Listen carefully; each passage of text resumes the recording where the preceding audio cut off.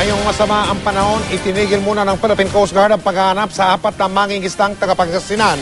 Sila po yung nawawala mula na mabanggang kanilang bangka, samantala hindi pa rin natutukoy kung anong barko ang nakabangga sa kanila. Mula sa Poro Point sa lalawigan ng La Union, nakatutuklay si Jam Sisante.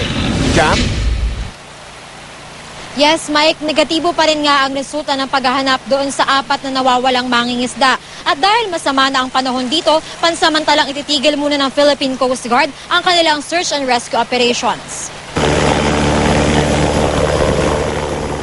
Alas 8 ng umaga nang umalis ng Poro Point dito sa San Fernando, La Union, ang chopper ng Philippine Coast Guard para muling hanapin ang 4 na mangingisda mula Bulinaw, Pangasinan na nawawala simula ng mabangga umano ng isang foreign ship ang kanilang bangka nitong nakaraang linggo.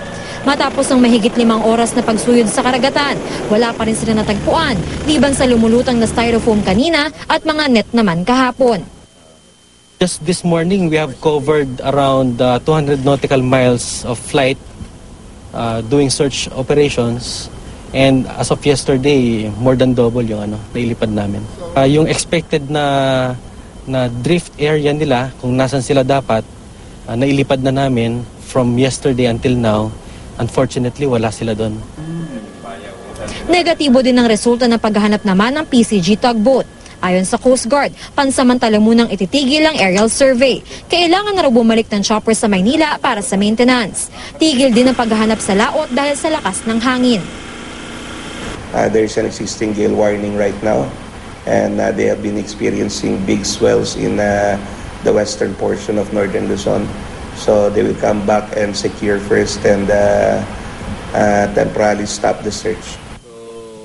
Gayunpaman, hindi pa rin naman daw nawawalan ng pag-asa ang Coast Guard na matatagpuan ng mga nawawala. Patuloy naman daw na inaalam ng Coast Guard kung ano talaga ang nakabangga sa bangka dahil mukhang malabo daw ang unang suspetsya na ang Hong Kong registered vessel na MV Peach Mountain ang nakabundol dito. We analyzed that the last position of MV Peach Mountain at a speed of 10 knots could not have reached the site of the incident. Mike, yung paghahanap gamit ang PCG tugboat, ipapagpatuloy naman daw yon kapag gumanda na ang panahon. Mike? Maraming salamat, Jam Sisante.